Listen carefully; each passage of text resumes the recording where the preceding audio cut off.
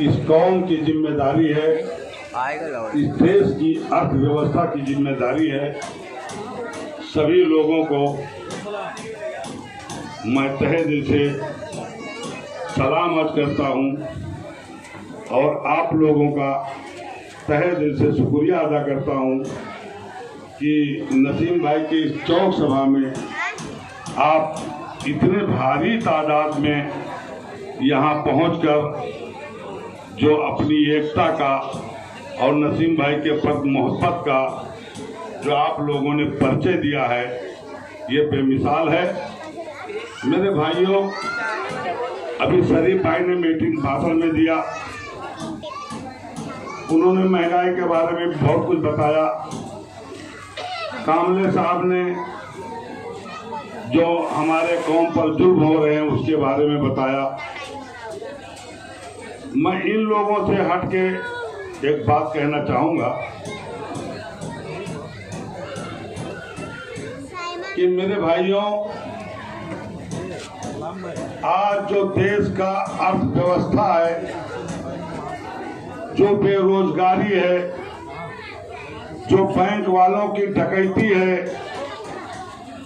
जो जनता पर अत्याचार है, जो बहन बेटियों के साथ बलात्कारें हो रही हैं, निर्दोष लोगों का जो कत्लेआम हो रहा है, धर्म के नाम पर जो लूट फातिया हो रहा है, इससे हमें अपने देश को बचाना है, समाज को बचाना है और ये बहुत विकट वक्त है।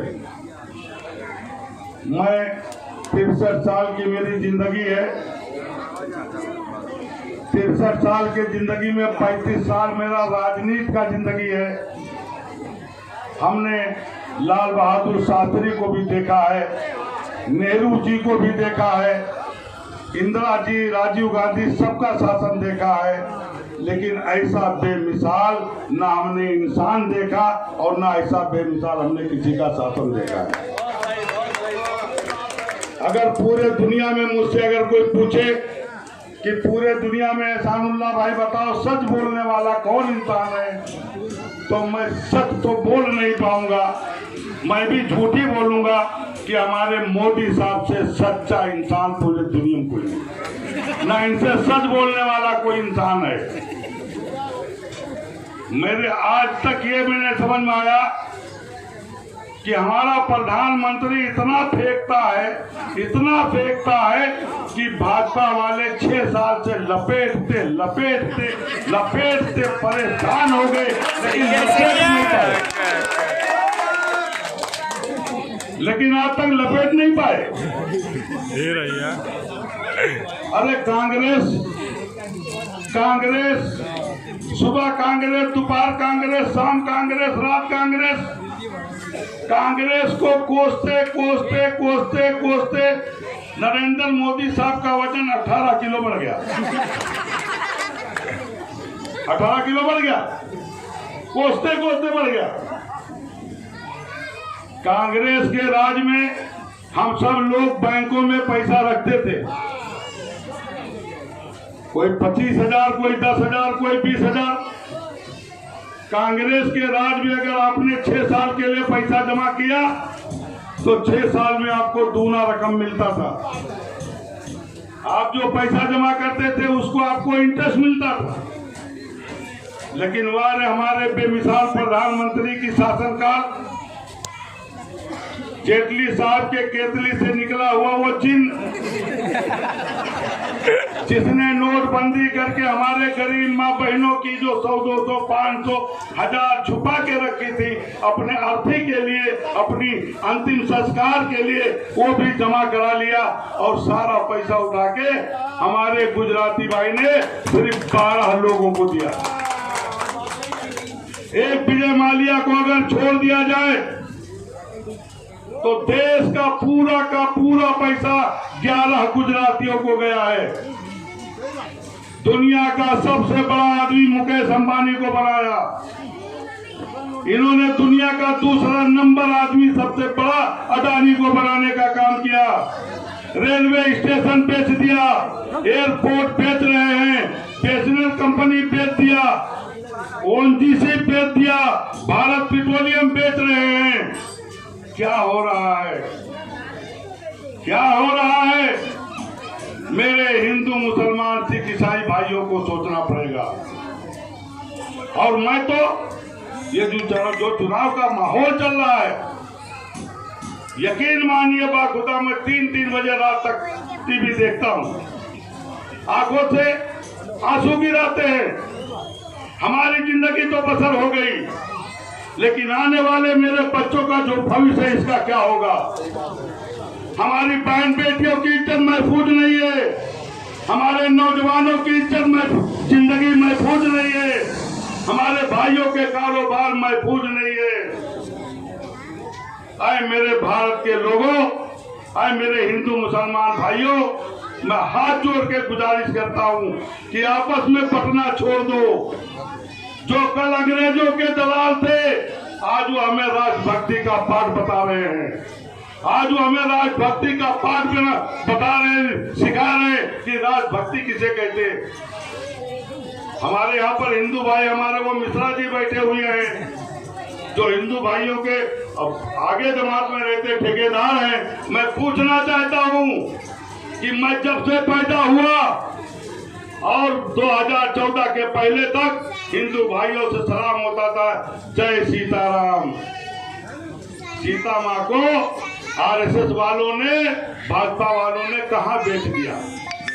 सीता माँ का नामो निशान गुल कर दिया, अब खाली जय श्री राम। ये कहां का इंसाफ? जिन्होंने माँ को, एक देवी माँ को उसके पति से जुदा कर दिया, वो लोग आपके बहन बेटियों को और आपके बीवियों को जुदा करने में कितना टाइम लगाएंगे? सही बात है, सोचना होगा आपको।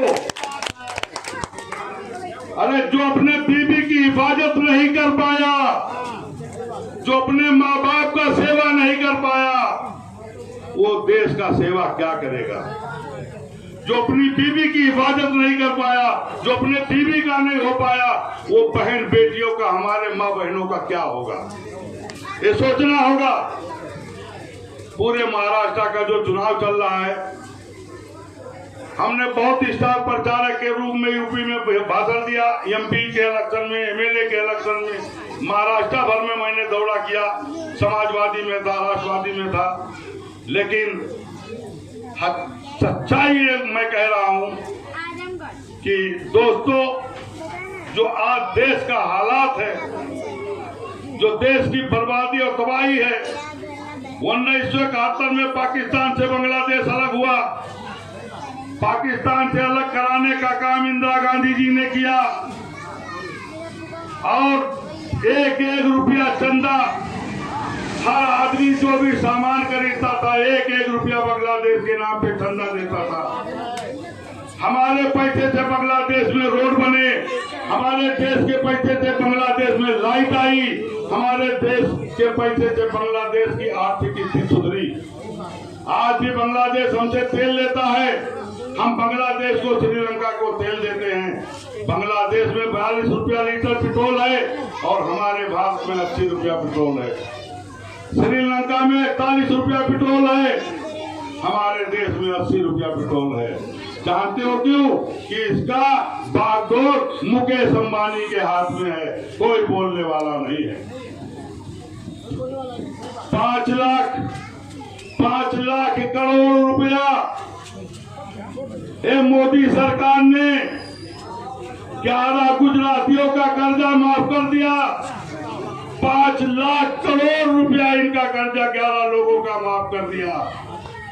1,35,000 करोड़ रुपया पूरे हिंदुस्तान के किसानों का कर्जा है, वो माफ नहीं किया।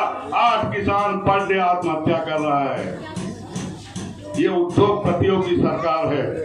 सोचना पड़ेगा, हिंदू मुसलमान सिख ईसाई से उठना पड़ेगा और देश के बारे में, समाज के बारे में, अपने बीवी बच्चों के भविष्य के बारे में सोचना पड़ेगा। यही सब वजह है। इन्हीं सबको देखते हुए हमारा नसीम भाई का राजनीतिक विरोध रहा है। ये आप सब बहुत अच्छे तरीके से जानते हैं। आप ही लोगों ने तो एहसानुल्लाह को एहसानुल्लाह बनाया था और बना के रखा है, कोई छुपने वाली बात नहीं है। लेकिन आज जो हालात है देश का, समाज का जो हालात है, हमारे चांदोवली की जो हालात है, ये सोच करके हमने फैसला लिया और आज हम लोग आपके सामने नसीम भाई के तरफ से हम वोट मांगने के लिए आपके बीच आए हैं। हमने अपनी सारी शिकवा शिकायत को भुला करके, गलती मेरी रही हो या उनकी रही हो, ये कोई मायने नहीं रखता है, गलती मायने नहीं रखता है। बड़े बड़े शहरों में छोटे छोटे हादसे होते हैं, आपस में लड़ाइयाँ होती हैं, आपस में झगड़े होते हैं, लेकिन झगड़ा करने का मतलब ये नहीं कि हम बगावत पे उतर जाएं, जैसा कि हमारे अबुल हसन भाई उतर गए। मैं इतना जानता हूं कि 90 फुट पर रहने वाले जैनुल्लाह, जो हमारे मोहर्रम अली भाई के रिश्तेदार हैं लेकिन चौधरी लिखते हैं, और अबुल हसन भाई, ये दो शख्सियत को जमीन से उठा करके अगर प्रशासन तक, कुर्सी तक बैठाने का काम किया है तो खुदा की कसम नसीम खान साहब ने किया है। इनके बदौलत कमा के वो करोड़पति बने हैं। लेकिन और ये भी नहीं कि नसीम भाई का उनका कोई झगड़ा रहा हो, लेकिन वफादार, अकलमंद में और बेवकूफ में, वफादार और बेवफा में यही फर्क होता है। अगर सांप को दूध पिलाते पिलाते पिलाते पिलाते जब जवान करोगे तो वसीम भाई वो तुम्ही को काटेगा। आज वो काम नसीम भाई के साथ हो रहा है। हमने इतना बड़ा कुर्बानी नसीम भाई के लिए, आपको लोगों के लिए, अपने कौम के लिए, इस चांदोवली समाज के लिए दिया है। मैं चैलेंज करता हूं अबुल हसन भाई, अगर तुम्हारे अंदर इंसानियत है, अगर तुम्हें कौम से मोहब्बत है, अगर तुम्हें उत्तर भारतीयों से मोहब्बत है, अगर तुम्हें हिंदू मुस्लिम सिख ईसाई भाइयों से मतलब है, तो खुदा की कसम तुम बैठ जाओ, नसीम भाई का समर्थन करो। चांदोवली की जनता, हिंदू मुसलमान सिख ईसाई आपको, नसीम भाई को नहीं, आपको कंधों पर उठा करके और आपका जय जयकार करेगी। उसमें मैं भी जय जयकार बोलने वाला हूं।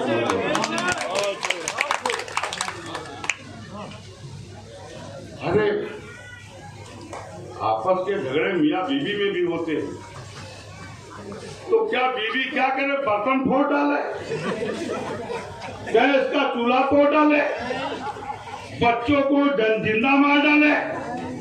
ये कौन सी लड़ाई है भाई? कौन सी लड़ाई है? मैं मानता हूं नसीम भाई से, शरीफ भाई से, वसीम भाई से, नफीस भाई से, उनके कार्यकर्ता से, रिजवान भाई दयावान से, या यहाँ पर जो भी हमारे कांग्रेस के लोग हैं इनसे, हो सकता है कोई गलती हुआ हो सकता है। लेकिन मैं पूछना चाहता हूँ कि नसीम भाई से लेकर ये सब भाई, हम सब भाई, क्या कोई वली है क्या? कोई वली है? अरे हाथ उठा के बताओ ना भाई, नहीं है ना? तो हम लोग तो गलती के पुतले हैं, गलती तो होना है, लेकिन गलत करने वाला बड़ा नहीं होता है, गलती को माफ करने वाला बड़ा होता है। ये एहसानुल्लाह नहीं कह रहा है, ये अल्लाह का हमारा प्यारा महबूब नबी कह रहा है, नाम कह रहा है। मैं कहता हूं अगर कोई भी गलती हुआ हो, जुबानी हो या किसी भी तरह के हो, तर्क कर दीजिए, भूल जाइए, माफ कर दीजिए, शिकवा शिकायत मत कीजिए। एक होकर 21 तारीख को वोट दीजिए। आप लोगों ने 20 साल, मैं तो 2009 में नसीम भाई का विरोध किया, 2014 में विरोध किया, तब तो आप लोगों ने इतने भारी मतों से जिताया। आज हम आपके बीच गुजारिश करने आए हैं। मैंने अपने चुनाव में जो हमारा गवाह है, मैंने कभी हाथ जोड़ के वोट नहीं मांगा, कभी नहीं मांगा हाथ जोड़ के वोट।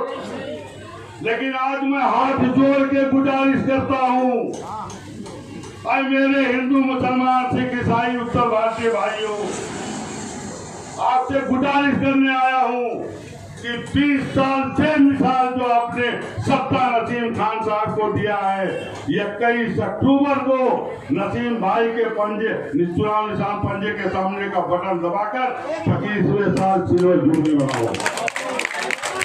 सिल्वर जुबली बनाने का वक्त आया है। और जिस दिन इंशाल्लाह 24 तारीख को पेटी खुला, ईवीएम का गिनती हुआ, मैं उम्मीद करता हूं आप लोगों से कि 4 बार जो नसीम भाई ने 4 बार लीडिंग करके चुनाव जीता है, उससे 2 गुना लीडिंग पे पहुंचाना हम सबका जिम्मेदारी है और वो इंशाल्लाह पूरा होगा। और जिस दिन सिल्वर जुबली मनाया जाएगा, मैं वादा करता हूं कि उसका श्रेय नसीम भाई को नहीं जाएगा, उसका श्रेय आप सब भाइयों को जाएगा।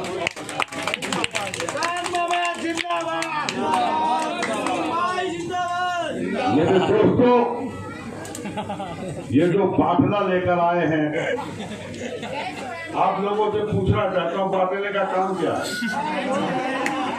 बाटला का काम क्या है? मैं इस ग्रेप का धंधा करता हूँ। अगर बाटला घर में तो आग लगाता है, और अगर बाटला किसी कंपनी में भंगार के दुकान पे लगा दिया जाए तो वो लोहे को टुकड़ा टुकड़ा करता है। ये काम करता है ना। तीसरा कोई काम बाटला करता है। तो ये टुकड़ा टुकड़ा किसके कहने पर करने आए हैं? इनका कौन गुलाम है जो इनको वोट देगा? किसके सर पर इनका एहसान है जो इनको कोई वोट देगा? क्यों वोट देगा? कोई बेवकूफ इंसान बैठा है क्या? और मैं आप लोगों को बता देना चाहता हूँ, पूरा मैं विधानसभा का दौरा कर रहा हूँ। जब मैंने नसीम भाई का साथ देने का हक किया, ना नसीम भाई का मुझे फोन आया, ना मैंने नसीम भाई का फोन किया, ना नसीम भाई के किसी भाई से हमने कांटेक्ट किया। मैं 15 दिन से नसीम भाई के लिए वोट मांग रहा हूँ, पूरा विधानसभा का दौरा कर रहा हूँ। लेकिन मैं देखता हूँ कि पहले जो नशा हवा था, जो 8 दिन के पहले हवा था, जो 5 दिन के पहले हवा था, आज वो हवा खुदा की कसम धूने पर चल रहा है।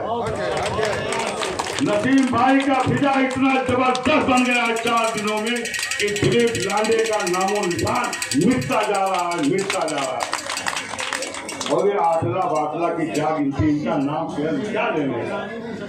क्या लेने का? प्रधानी छोड़ो तो एक बकरी काट के आदमी ले ले, प्रधानी तो एक बकरी भी काट के लड़ लेता है। रहा सवाल मेरे भाइयों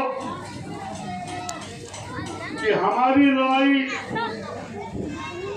उन संगठनों से है जो हमारे उत्तर भारतीयों के दुश्मन हैं, जो सिख ईसाई भाइयों के दुश्मन हैं, जो गुजराती भाइयों के दुश्मन हैं, और जो हमारे कौम मुसलमान भाइयों के दुश्मन हैं। हमारी लड़ाई उनसे आप लोगों को सोचना है। और मैं कहता हूं, हिंदुस्तान की खूबसूरती, हिंदुस्तान की अगर खूबसूरती देखना है, हिंदुस्तान की अगर एकता देखना है, अगर हिंदुस्तान जो एक गुलशन है उस गुलशन को देखना है, तो मैं वादा करता हूं और दावा करता हूं कि आप लोग आइए चांदोली विधानसभा को देख लीजिए। 2019 में नसीम भाई ने एक धागा लिया था। जरा भाई थोड़ा शांति बना होगा। 2019 के चुनाव में नसीम भाई ने एक धागा लिया था। उस धागा में मोतियों का उन्होंने माला बनाया था। एक मोती हिंदू था, एक मोती मुसलमान था, एक मोती क्रिश्चियन था, एक मोती सिख था। अरे हमारे भाई दस्तवी साहब बहुत बड़े शायर, राही बस्तवी साहब नसीम भाई के हमदर्दी में आए हैं, रिजवान दयावान भाई ने लाए हैं। हम रिजवान भाई का भी शुक्रिया अदा करता हूं और राही बस्तवी साहब का भी शुक्रिया करता हूं। तो 2019 में जो नसीम भाई ने एक माला बनाया था, वो मोतियों का माला क्या था? एक ईसाई था तो एक सिख था तो एक हिंदू था, एक दलित था, एक मुसलमान था, गुजराती था। उन मालाओं, उस मोतियों का माला बना करके जो नसीम